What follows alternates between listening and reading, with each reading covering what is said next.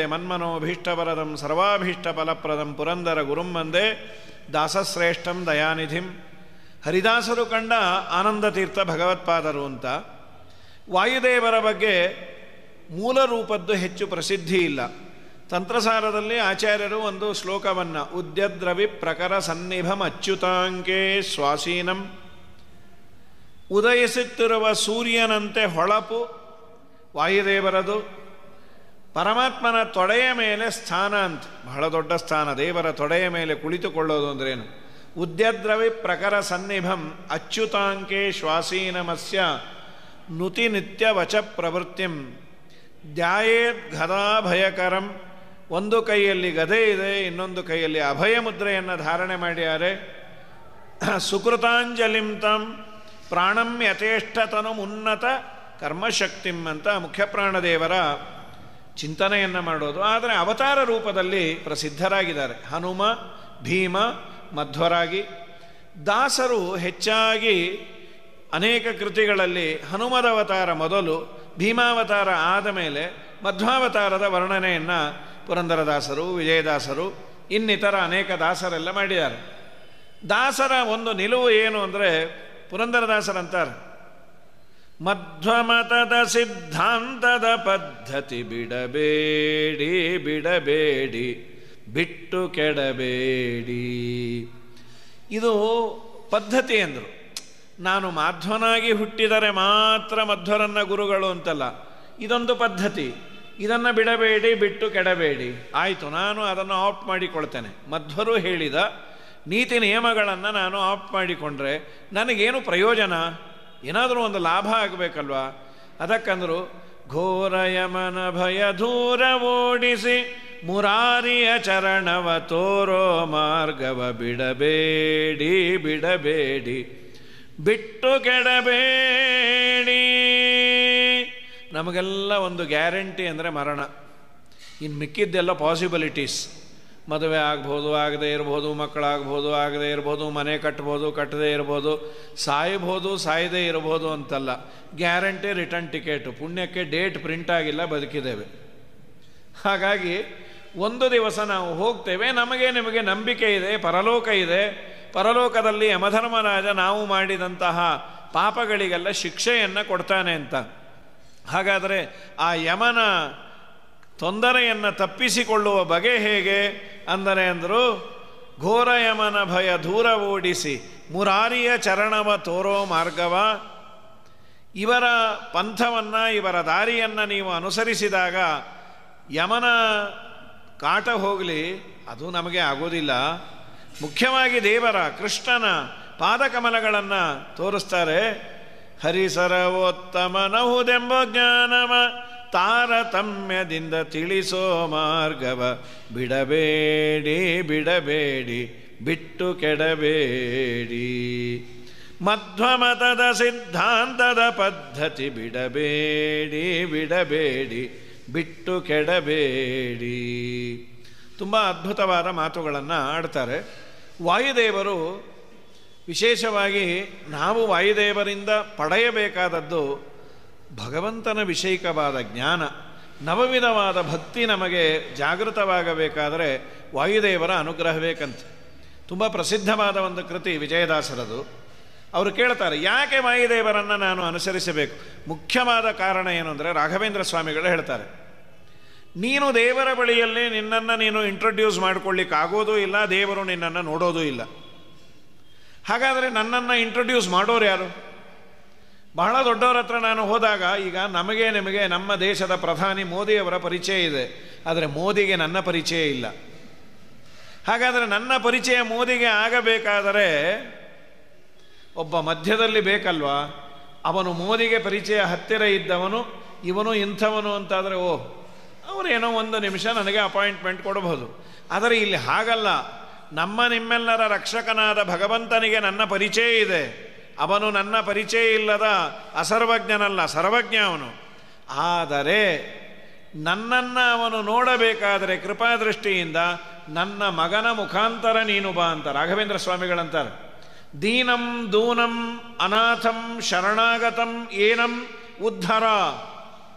ದೇವರಲ್ಲಿ ಬೇಡ್ತಾರಂತೆ, ಸ್ವಾಮಿ ಇವನೊಬ್ಬ ಯೋಗ್ಯ, ಒಂದಿಷ್ಟು ಅಪರಾಧವನ್ನು ಮಾಡಿದ್ದಾನೆ, ಅಪರಾಧವನ್ನು ಮಾಡೇ ಇಲ್ಲ ಅಂತ ನಾನು ಹೇಳೋದಿಲ್ಲ, ಆದರೂ ನಿನ್ನನ್ನು ನಂಬಿದ್ದಾನೆ, ನಿನ್ನನ್ನು ಸರ್ವೋತ್ತಮ ಅಂದಿದ್ದಾನೆ, ನಿನ್ನ ಭಕ್ತರ ದಾಸನಾಗಿದ್ದಾನೆ, ಅವನಿಗೆ ನಾನು ಸಣ್ಣವನು ಅನ್ನೋ ಭಾವನೆ ಇದೆ, ನೀನು ಈಶ, ಅವನು ದಾಸ, ದಯಮಾಡಿ ಅವನನ್ನು ಉದ್ಧಾರ ಮಾಡು ಅಂದರೆ ರೆಫರ್ಡ್ ಬೈ ವಾಯುದೇವರು ಅಂದರೆ ಮುಖ್ಯಪ್ರಾಣದೇವರ ಅಪ್ಲಿಕೇಶನ್ ಅಂದರೆ ದೇವರಂತಾನೆ ಓಕೆ ಅಂತಾನಂತೆ, ಜೋಕೆ ಅಂದರು.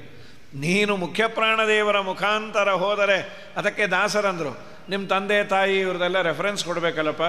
ಹನುಮನಮ್ಮ ತಾಯಿ ತಂದೆ ಭೀಮನಮ್ಮ ಬಂಧು ಬಳಗ ಆನಂದ ತೀರ್ಥರೆ ಗತಿಗೋತ್ರವಯ್ಯ ಹನುಮನಮ್ಮ ತಾಯಿ ತಂದೆ. ಇಷ್ಟನ್ನು ಹೇಳಿದ್ರೆ ನಮಗೆ ವಿಶ್ವಾಸ ಬರೋದಿಲ್ಲ ಅಲ್ವಾ? ಯಾವಾಗಲಾದರೂ ದೇವರು ಹನುಮಂತನ ಮಾತನ್ನು ಕೇಳಿದಾನ ಅಂದರೆ ಸುಗ್ರೀವನನ್ನು ಸ್ವೀಕಾರ ಮಾಡಿದ್ದೇ ಹನುಮಂತ ದೇವರು ಹೇಳಿದ್ದಕ್ಕಂತೆ. ಶ್ರೀರಾಮಚಂದ್ರ ಸುಗ್ರೀವನ್ನು ಸ್ವೀಕಾರ ಮಾಡಿದ್ದು, ಸ್ವೀಕಾರ ಮಾಡೋದಲ್ಲ, ಉಳಿದದ್ದೇ ಅವನು. ಹನುಮನ ನಂಬಿದ ಸುಗ್ರೀವ ಗೆದ್ದ, ಹನುಮನ ನಂಬದ ವಾಲಿಯು ಬಿದ್ದ, ಹನುಮನ ಮತವೇ ಹರಿಯ ಮತವು. ನಿಮ್ಮ ಹರಿ ಎಲ್ಲಿರ್ತಾನೆ? ಈ ಹನುಮನಲ್ಲೇ ಕೂತಿರ್ತಾನಂತ. ಹನುಮಂತ ದೇವರು ದೇವರಿಗೆ ಸಂಪುಷ್ಟ ಅಂತ, ಸದಾ ಒಳಗೆ ಕೂತಿರ್ತಾನಂತ.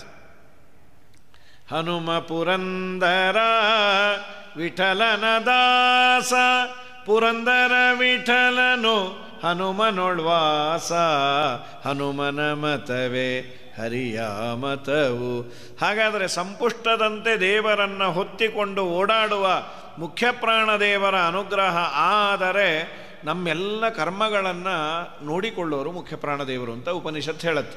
ಅಂದರೆ ನಾನು ಮಾಡಿದ ಎಲ್ಲ ಕರ್ಮಗಳನ್ನು, ಸತ್ಕರ್ಮವೋ ದುಷ್ಕರ್ಮವೋ, ದೇವರಿಗೆ ರಿಪೋರ್ಟ್ ಮಾಡೋರು ಅವರೇ ಅಂತ. ಅನಂತ ಜೀವರಾಶಿಗಳದು.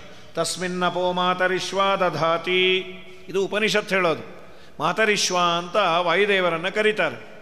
ಯಾಕೆ ಮಾತರಿಶ್ವ ಅಂತ ಕರೆಯೋದು ಅದನ್ನು ಹೇಳ್ತಾರೆ. ನಮಗೆಲ್ಲ 7 ಜನ ತಾಯಂದಿರಂತೆ. ಯಾರಪ್ಪ 7 ಜನ ಅಂದರೆ ನಮ್ಮನ್ನು ಸನ್ಮಾರ್ಗದಲ್ಲಿ ತರುವ 4 ವೇದಗಳು, ಇತಿಹಾಸ ಪುರಾಣ, ಇತಿಹಾಸ ಅಂದರೆ ಮಹಾಭಾರತ, ಪುರಾಣಗಳು, ಪಂಚರಾತ್ರ ಅಂತ ಇದೆ. ಹಾಗಾಗಿ 7 ತಾಯಿಗಳು, 4 ವೇದಗಳು, ಇತಿಹಾಸ ಪುರಾಣಗಳು, 5, 6 ಪಂಚರಾತ್ರ.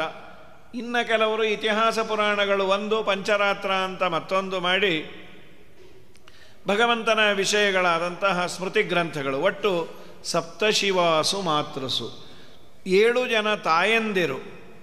ಅಂದರೆ ಈ ಶಾಸ್ತ್ರಗಳೆಂಬ ಸಮುದ್ರದಲ್ಲಿ ಮಾತರಿಶ್ವಯತೆ, ಅನಾಯಾಸವಾಗಿ ಈಜಾಡಬಲ್ಲವರು, ಆಳಕ್ಕೆ ಇಳಿದು ಮೇಲೆ ಸುಖವಾಗಿ ಬರುವಂತಹ ಒಬ್ಬನೇ ಒಬ್ಬ ಜೀವ ಅಂದರೆ ಜೀವೋತ್ತಮನಾದ ಮುಖ್ಯಪ್ರಾಣದೇವರು. ಆದ್ದರಿಂದ ಮುಖ್ಯಪ್ರಾಣದೇವರಿಗೆ ಮಾತರಿಶ್ವ ಅಂತ. ವಾಯುಸ್ಥಿತಿ ಬಲ್ಲವರಿಗೆ ಅದೊಂದು ಒಳ್ಳೆಯ ಪದ್ಯ ಅದು. ಮಾತರ್ಮೇ ಮಾತರಿಶ್ವನ್, ಹೇ ಮಾತರಿಶ್ವನ್, ಮಾತರಿಶ್ವನೇ 7 ಜನ ತಾಯಂದಿರಾದ ವೇದಗಳಲ್ಲಿ, ಇತಿಹಾಸ ಪುರಾಣಗಳಲ್ಲಿ, ಪಂಚರಾತ್ರಗಳಲ್ಲಿ ಅನಾಯಾಸವಾಗಿ ಈಜಾಡಬಲ್ಲ ಮುಖ್ಯಪ್ರಾಣದೇವನೇ, ನೀನೇ ನನಗೆ ತಂದೆ, ನೀನೇ ತಾಯಿ. ಅದನ್ನೇ ಹನುಮನಮ್ಮ ತಾಯಿ ತಂದೆ ಅಂದದ್ದು. ದೇವರನ್ನು ನಾವು ಕಾಣಬೇಕಾದರೆ, ದೇವರ ಹತ್ತಿರ ಹೋಗಬೇಕಾದರೆ ವಾಯುದೇವರು ಬೇಕು. ವಾಯುದೇವರನ್ನು ನಾವು ಗಟ್ಟಿಯಾಗಿ ಹಿಡಿದ್ರೆ ನಮಗೆ 9 ಕೊಡ್ತಾರಂತೆ. ಶ್ರವಣ, ಮನನ, ಒಟ್ಟು 9 ವಿಧವಾದ ಭಕ್ತಿ. ಶ್ರವಣ, ಕೀರ್ತನ, ಸ್ಮರಣ, ಪಾದಸೇವನ, ಅರ್ಚನ, ವಂದನ, ದಾಸ್ಯ, ಸಖ್ಯ, ಆತ್ಮನಿವೇದನ. ಇದು 9 ವಿಧವಾದ ಭಕ್ತಿ. ಇದನ್ನು ಕೊಡಬೇಕಾದರೆ ವಾಯುದೇವರ ಅನುಗ್ರಹ ಇದ್ದು ಅವರ ಸೇವೆಯನ್ನು ಮಾಡಿದರೆ ಮಾತ್ರ ಸಿಗತ್ತಂತೆ. ಅದನ್ನೇ ವಿಜಯದಾಸರಂದರು. ಯಾಕೆ ವಾಯುದೇವರು ಬೇಕು ಅಂದರೆ ನೀನು ದೇವರಲ್ಲಿ ಪ್ರೀತಿಯನ್ನು ಮಾಡಬೇಕು. ಏನು ಪ್ರೀತಿ? ಶ್ರವಣ ಪ್ರೀತಿ ಅಂತ. ದೇವರ ವಾರ್ತೆಯನ್ನು ಸಂತೋಷದಿಂದ ಕೇಳಬೇಕು ಅನ್ನುವ ಮನಸ್ಸು ಬರಬೇಕಾದ್ರೆ, ಕೇಳೋದು ಒತ್ತಾಯದಿಂದಲೂ ಕೇಳ್ತೇವೆ. ಕೆಲವೊಮ್ಮೆ ಯಾರೋ ಹೇಳ್ತಾರೆ, ಸಾರ್ ನೀವು ಪುರಾಣ ಕೇಳಿದ್ರೆ ನಿಮಗೆ ಶನಿಕಾಟ ಹೋಗುತ್ತೆ. ಅಯ್ಯೋ, ಈ ಪುರಾಣ ಕೇಳೋದಕ್ಕಿಂತ ಶನಿಕಾಟವೇ ವಾಸಿ ಅಂತ ಕೆಲವರು. ಕೇಳು ನೀನು, ಅದನ್ನು ಸಂತೋಷದಿಂದ ನೀನು ಕೇಳುವಂತಹ ಸ್ಥಿತಿ ಬರಬೇಕು. ಒಮ್ಮೆ ನೀನು ಅದನ್ನು ಆಸ್ವಾದನೆ ಮಾಡಿದ ಕೂಡಲೇ ನಿನಗೆ ಸಂತೋಷ ಬರುವುದಿಲ್ಲ, ಬೇಸರ ಅಂತಿರತ್ತೆ. ಅರ್ಥ ಆಗಿ ಆನಂದ ಆಗಲಿಕ್ಕೆ ಶುರು ಮಾಡಿದ್ರೆ ಸದಾ ನೀನು ಶ್ರವಣವನ್ನು ಮಾಡ್ತಿ. ಶ್ರವಣ ಮಾಡಿಬಿಟ್ರೆ ಸಾಕ? ಇಲ್ಲ, ಅದನ್ನು ಮನನ ಮಾಡು, ರಿಕಲೆಕ್ಟ್ ಮಾಡು. ಅವರಿಗೆ ಹೇಳಿದರು, ಅದು ಹೇಗೆ ಸರಿ, ಅದು ನನಗೆ ಕನ್ವಿನ್ಸ್ ಆಗ್ತಾ ಇಲ್ಲಲ್ಲ. ಯು ಆಸ್ಕ್ ಹಿಮ್, ಮತ್ತೊಮ್ಮೆ ಕೇಳು, ಮತ್ತೊಮ್ಮೆ ಕೇಳು. ಮೊದಲನೇ ಸಲ ಕೇಳಿದ್ದಕ್ಕಿಂತ ಎರಡನೇ ಸಲ ಕೇಳಿದಾಗ ಸ್ವಲ್ಪ ಏನೋ ಚೂರೋ ಪಾರೋ ತಿಳಿದಾಗಿರತ್ತೆ. ಇದನ್ನು ಮನನ, ಕೀರ್ತನ ಮಾಡು. ಅದನ್ನು ಬರೀ ಕೇಳಿ ಬಿಡಬೇಡ. ಅದನ್ನು ನಿನಗೆ ಎಷ್ಟು ಶಕ್ತಿ ಇದೆಯೋ, ಎಷ್ಟು ಸಮಯ ಇದೆಯೋ ಕೀರ್ತನ ಮಾಡು, ಸ್ಮರಣೆಯನ್ನು ಮಾಡು. ನಿನಗೆ ಇನ್ನೂ ದೇವರು ಒಲಿದ ಅಂತಾದರೆ ಅರ್ಚನೆಯನ್ನು ಮಾಡು, ವಂದನೆಯನ್ನು ಮಾಡು. ದೇವರೇ ನಾನು ನಿನ್ನ ದಾಸ ಅಂತ ಸಖ್ಯಾತ್ಮ ನಿವೇದನ, ಸರ್ವಸ್ವವನ್ನು ದೇವರಿಗೆ ಅರ್ಪಿಸು. ಅದು ಒಂದೊಂದೇ ಸ್ಟೆಪ್. ಅದು ವಿಜಯದಾಸರಂದರು, ಈ ಸ್ಟೆಪ್ಸು ನಿನಗೆ ಬರಬೇಕಾದರೆ ವಾಯುದೇವರ ಅನುಗ್ರಹ ಇದ್ದರೆ ಆಗತ್ತೆ. ಶ್ರವಣವೇ ಮೊದಲಾದ ನವವಿಧ ಭಕುತಿಯ ತವಕದಿಂದಲೇ ಕೊಡು ಕವಿ ಜನಪ್ರಿಯ ಪವಮಾನ ಪವಮಾನ ಪವಮಾನ ಜಗದ ಪ್ರಾಣ ಸಂಕರುಷಣ ಭವಭಯರಣ್ಯ ದಹನ ಪವನ